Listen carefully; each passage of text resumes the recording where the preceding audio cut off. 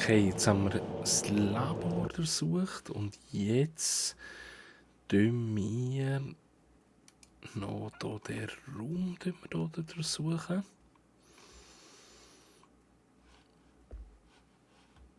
Und sind gespannt, was uns erwartet.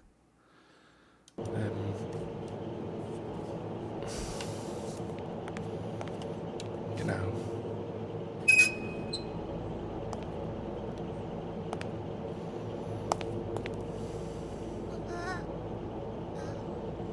Geh weg!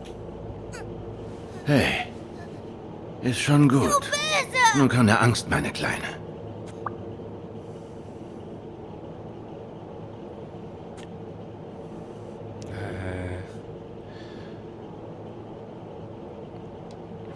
Ich bin dein Freund, ja? Bitte nicht! Aua!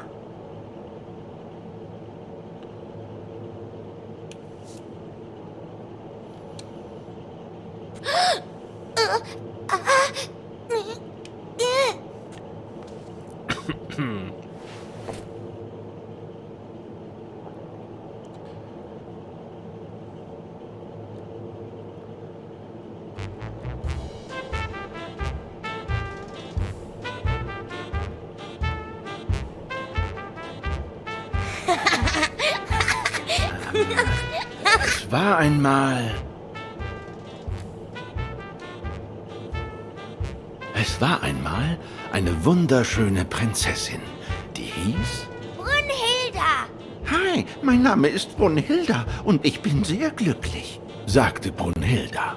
Brunhilda, die einen wunderschönen Namen trug, wirklich wunderschön, die einen wunderschönen Namen trug, traf jemanden, der etwas ganz Besonderes war. Oh, wer konnte das nur sein?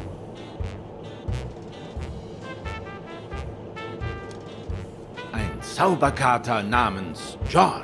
Ich bin ein Zauberkater und ich heiße John. Hi, John der Kater. Ich mag echt Zauberkater. Hi, Brunhilda. Ich werde meine Zauberkräfte einsetzen, um dir zu helfen.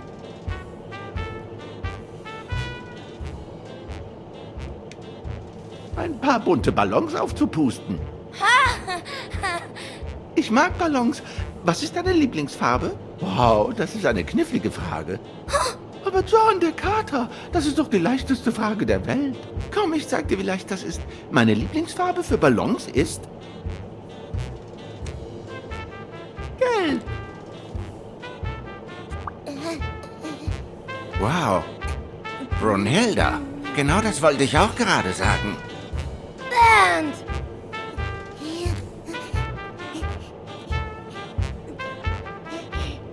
Bernd? John? Brünnhilda? Freunde!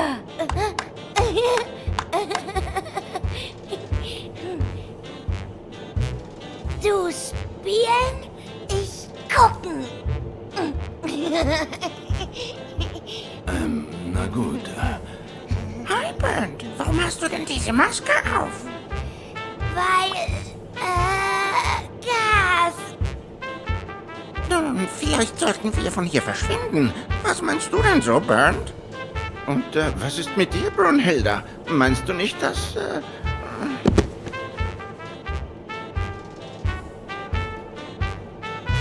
Ups.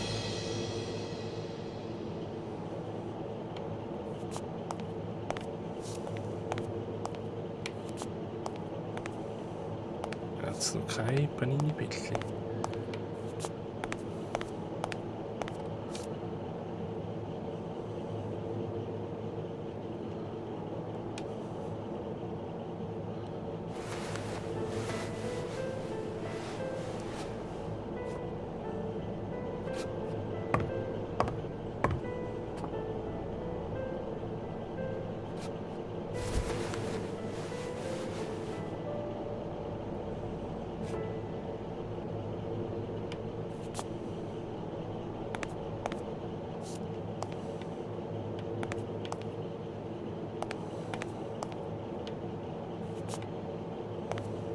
Kann nicht die Gasmaske nehmen.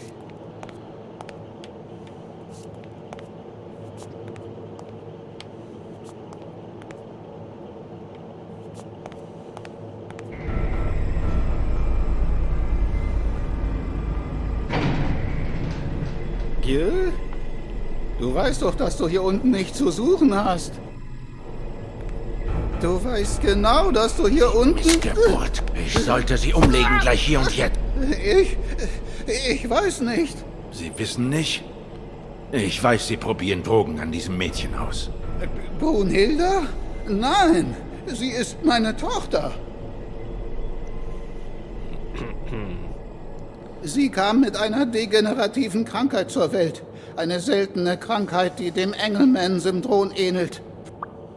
Es sind nur 4 Fälle wie der Ihre bekannt. Und keiner dieser Patienten ist älter als 5 geworden. Doch ich konnte einfach nicht aufgeben. Ich habe weitergeforscht und etwas entdeckt. Ihr ging es dadurch nicht besser, aber wie auch immer. Die gleiche Behandlung schien bei gesunden Testpersonen die Ausdauer und die Reflexe zu verbessern. Auch schien sich ihre Schmerztoleranz zu verbessern. Irgendwie bekam das Reich Wind von meinen Experimenten und versuchte, mich anzuheuern, damit ich Supersoldaten heranzüchte. Ja, das Reich. Wir reden hier vom Berlin Ende der 30er. Ich bin mit Brunhilda geflohen und in ihr Land gekommen.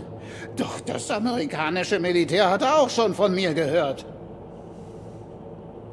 Ich verbrachte den gesamten Krieg damit, Drogen an Soldaten zu testen. Manche waren äußerst effektiv, muss ich sagen. Als der Krieg vorbei war, wurden meine Experimente verworfen. Man verweigerte mir den Zugang zu den Drogen und Brunhilda ging es wieder schlechter. Dann schickte Gott mir Angus Mitchell.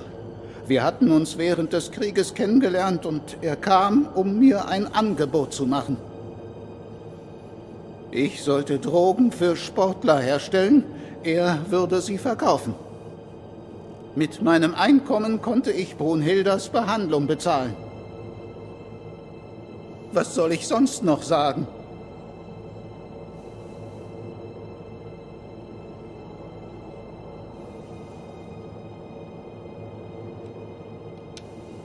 Welche Langzeitfolgen haben diese Drogen? Das hängt vom Patienten ab. Aber alle werden süchtig danach.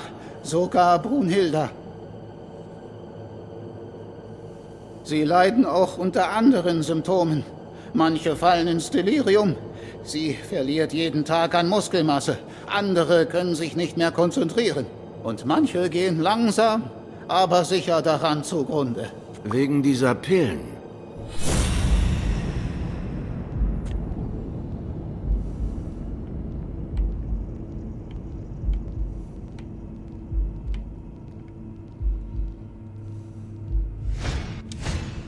Da stand mal eine Flasche.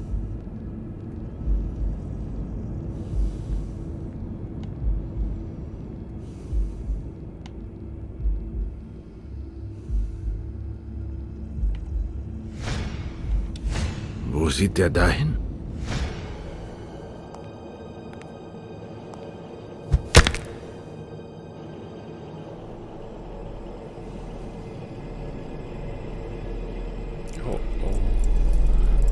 Mach dir keine Sorgen, Josh. Du musstest doch die Wahrheit sagen, um Brunhilda zu beschützen, ne? Ich hätte das auch so gemacht. Pack deine Sachen zusammen und hör auf, dir Vorwürfe zu machen, okay? Danke, Angus. Dauert nicht lange. Ach, Schätzchen. Gefällt's dir hier? Ja, mir auch. Aber wir müssen woanders hin und das ist nur die Schuld dieses bösen Katers. Ja, Schätzchen. Wir ziehen jetzt in ein neues Zuhause. Ein schöneres. Und du wirst dort auch glücklicher sein. Und jetzt geh zu Papa. Gib ihm einen Kuss, na los. Gib ihm einen Kuss.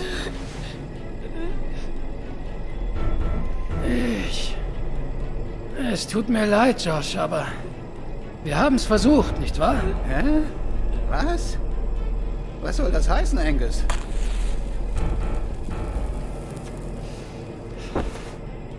Ich wünschte, es wäre nicht so gekommen.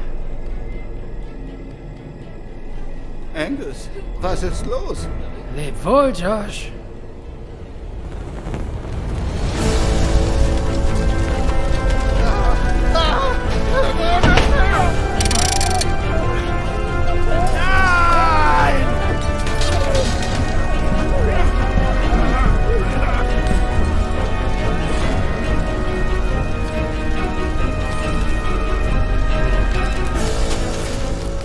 zufrieden, du Hurensohn?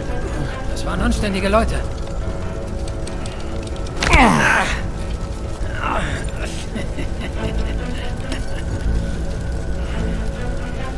Ich hoffe, jetzt geht's dir besser. Ich mag's, wenn du lächelst.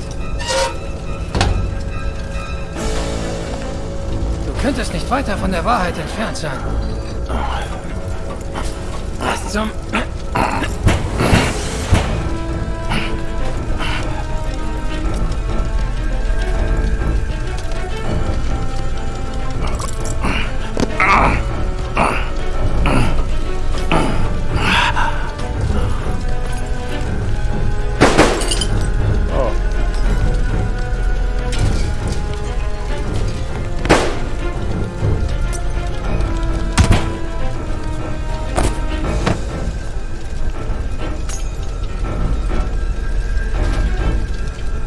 Die Maske würde mir etwas mehr Zeit verschaffen.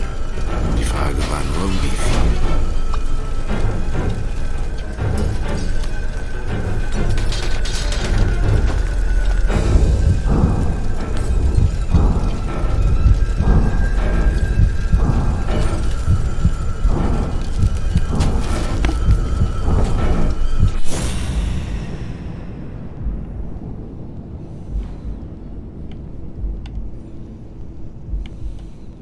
Spano ist gerade dort hinausgerannt.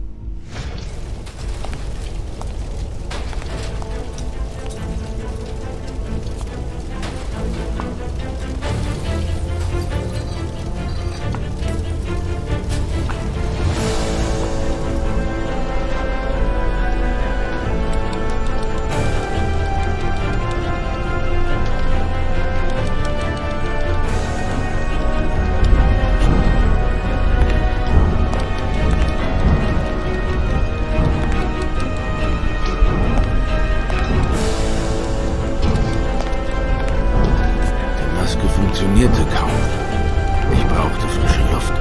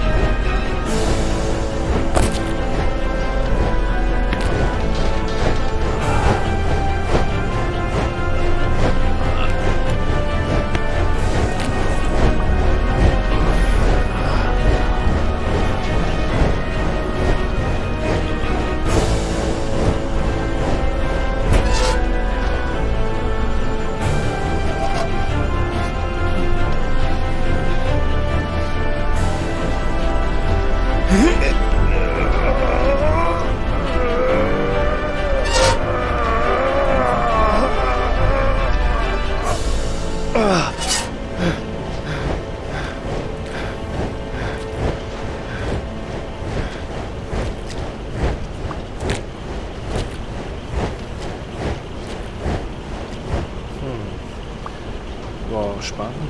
Krass.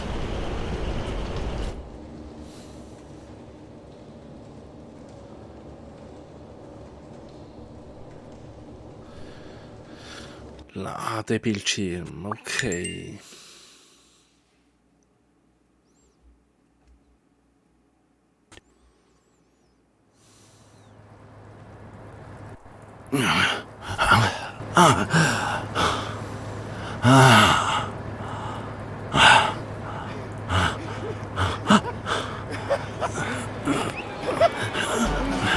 Red Spano ist wieder da! Habt ihr mich vermisst? Wer will einen Home Run sehen? Ja?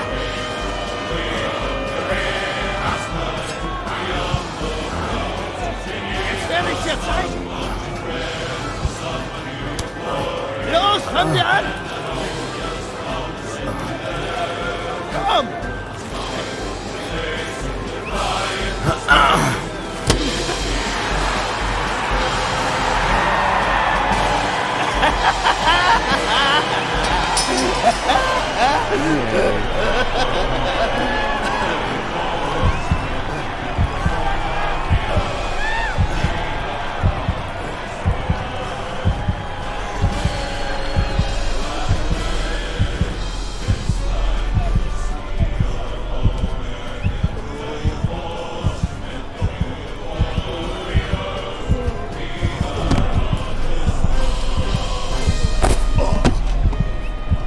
Nein, nein!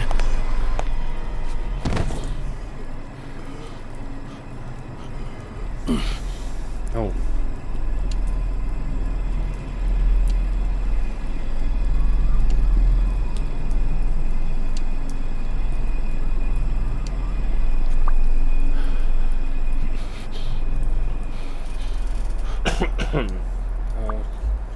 Da.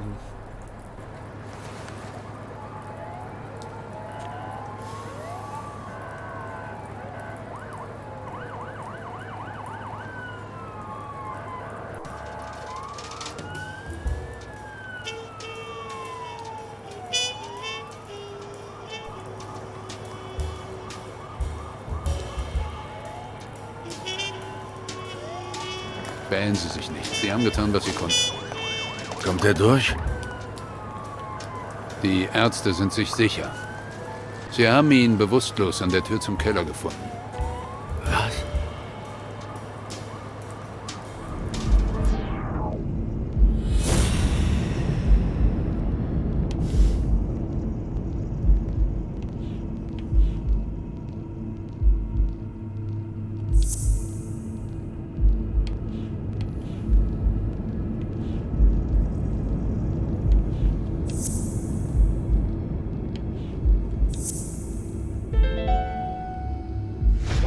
Könnte Gil die Kellertür von außen versperrt haben, um Mitchell umzubringen?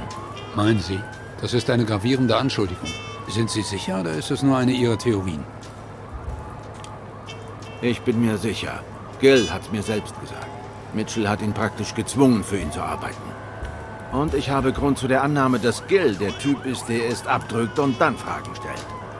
Außerdem würde ich sagen, dass er gar nicht ohnmächtig war, als man ihn gefunden hat. Das war nur vorgetäuscht.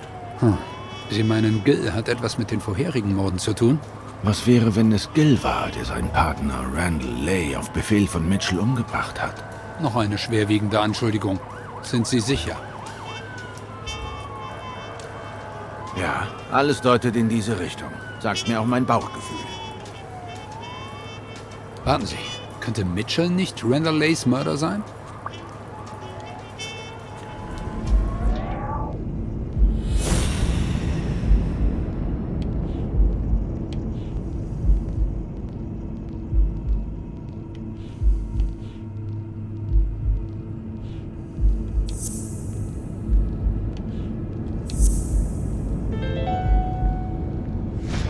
Er schießt also zweimal aus nächster Nähe daneben und schießt dann einem Typ quer über die Straße in die Stirn?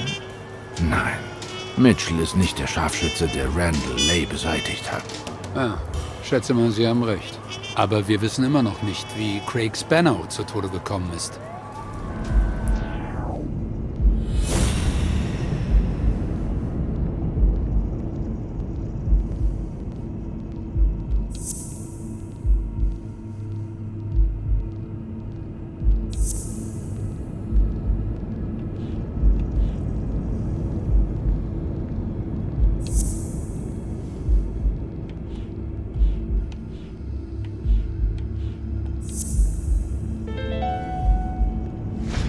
Kein Zweifel möglich. Spanow hat sich aus dem Labor die Drogen geholt, die ihn dann umgebracht haben. Verstehe, aber wenn das wahr wäre, wie viele andere Sportler sind da noch in Gefahr? Und vor allem, wer sind diese Sportler? Hat Bobby Yell was damit zu tun? Ich habe sie nicht alle gesehen, aber schreiben Sie sich diese Namen auf. Peter Lowe, Xavier Janes, Helen Moore, Bill Goldman, Miles Benton, Alexander Wood, Jacob Ziegler und ja, Bobby Yale. Danke, zur Abwechslung mal Leben retten, was? Wie auch immer. Danke für den Anruf. Ich hatte schon gedacht, Sie würden der Polizei nie mehr über den Weg trauen.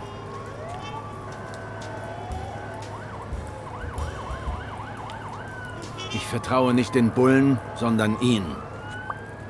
Lächeln, Johnny Boy. Danke für den Tipp. Dafür kriege ich den Pulitzer. Schaff den Kerl hier raus.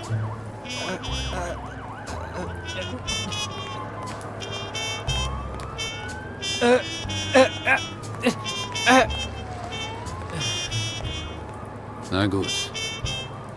Dann bringen wir es hinter uns. Als der Krieg zu Ende war, brachte Mitchell Grün dazu, seine Supersoldatendrogen bei Spitzensportlern einzusetzen. Irgendwie bekam dann von Mitchells Machenschaften Wind. Als Mitchell hörte, dass Dunn ihm auf die Schliche gekommen war, befahl er Randall Lay, ihn umzulegen und die Sache Yale anzuhängen. Anschließend befahl er Randall, Dunns Haus und den Boxclub gründlich nach belastendem Material zu durchsuchen. Die arme Putzfrau ist quasi zufällig zu Tode gekommen. Als sie ihre Nase in diesen Fall gesteckt haben, versuchte er sie durch einen Besuch seiner Schläger abzuschrecken. Das klappte nicht, also bat er Randall, sie auf dem Dach des Boxclubs zu erledigen. Doch Randall versagte nicht nur, sondern wurde auch noch gefangen genommen. Also sollte Gil ihm eine Kugel in den Kopf jagen, was Gil sehr wütend machte. Sie kamen der Lösung näher und näher, bis sie schließlich Mitchells Hauptquartier gefunden hatten. Mitchell erkannte, dass er in der Falle saß, brach alle Brücken ab und brannte sein Labor nieder, in dem sich noch Dr. Grün und dessen Tochter befanden. Gil sah seine Chance, sich an Mitchell zu rächen und versperrte den einzigen Ausgang, um Mitchell selbst den Flammentod sterben zu lassen. Habe ich noch etwas vergessen? Nur Kleinigkeiten. Doch keine Sorge, um die kümmere ich mich jetzt. Also, vielen Dank für alles.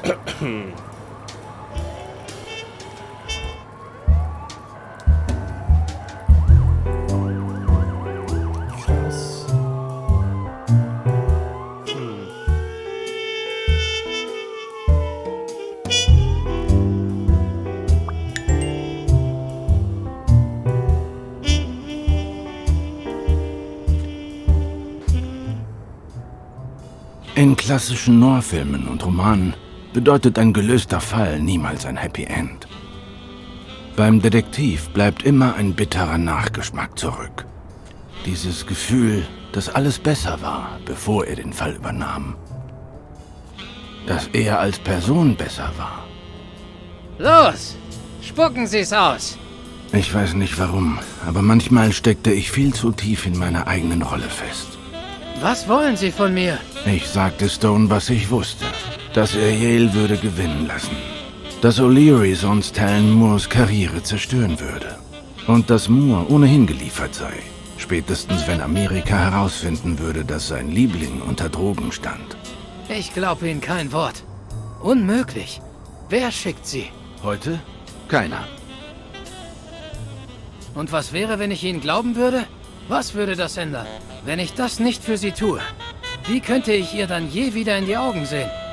Wie könnten wir da noch zusammenbleiben? Glauben Sie etwa, dass Sie zusammenbleiben, wenn Sie Ihren Titel verlieren und sie des Dopings bezichtigt wird? Immerhin werde ich dann wissen, dass ich's versucht habe.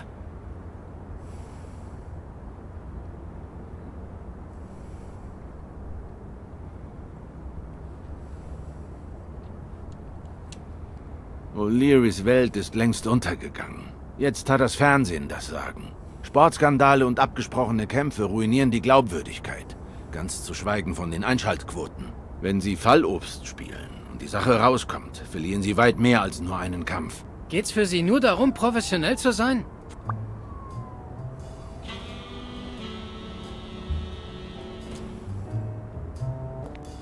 Sie haben die Wahl.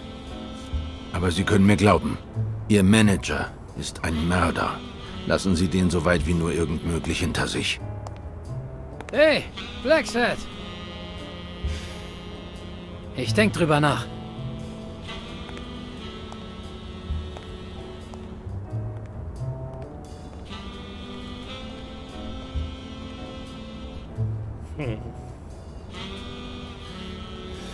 Spannend, spannend.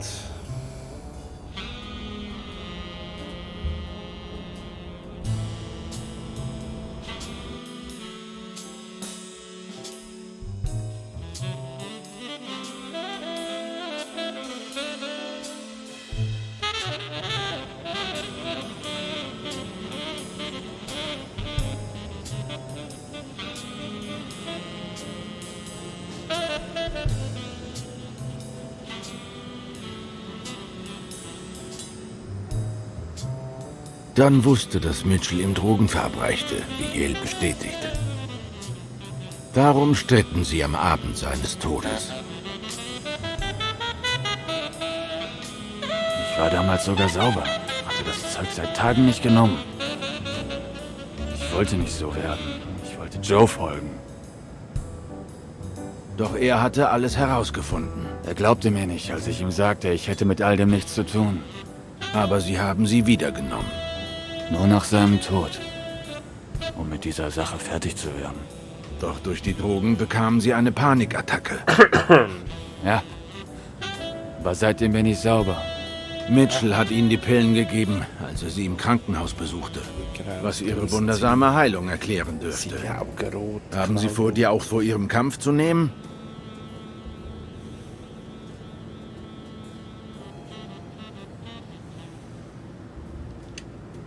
Tun sie's. Irgendjemand muss ja diesen Boxclub retten.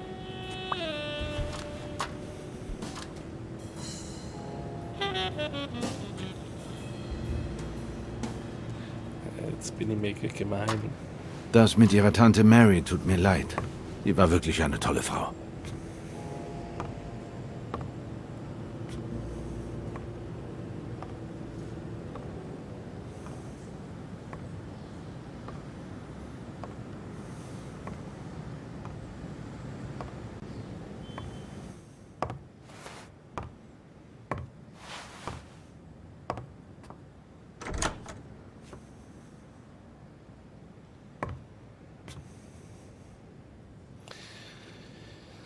Ei, ei, ei.